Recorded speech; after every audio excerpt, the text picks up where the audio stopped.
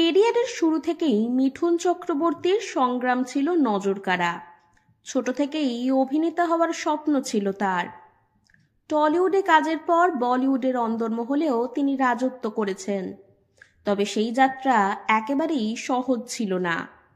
এক সাক্ষাৎকারে মিঠুন নিজেই স্মৃতিচারণ করে বলেছিলেন কিভাবে মাত্র ৭৫ টাকা মাসিক ভাড়ায় তিনি পেইং গেস্ট হিসেবে থাকতেন। মিঠুন চক্রবর্তী এক সাক্ষাৎকারে বলেন, আমার থেকে আমার সহকারীরা বেশি ধনী, কারণ আমি পেতাম মাত্র ৫,০০০ টাকা ছবি পিছু, কিন্তু আমার সহকারীরা তখন ৭,৫০০ টাকা বা ৮,০০০ টাকা পর্যন্ত মাইনে পেতেন। আসলে সেই সময় নিজের খরচ কোনো মতে সামলাতেন তিনি। তাই মিঠুন চক্রবর্তীর এই মন্তব্য নিছকই রসিকতা হলেও এর মধ্যেই লুকিয়ে ছিল তার আর্থিক সংগ্রামের বাস্তব ছবি।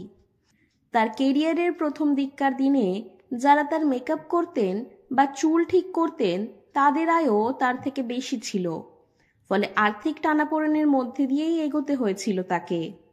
সেই সংকট কাটাতে সময় লেগেছিল যথেষ্ট, তবে এক সময় থেকে তাকে আর পিছনে ফিরে তাকাতে হয়নি। একের পর এক হিট ছবি উপহার দিয়ে জনপ্রিয়তার শিখর ছুঁয়েছেন। বছরে ২০টিরও বেশি ছবির প্রস্তাব পেতেন এক সময়।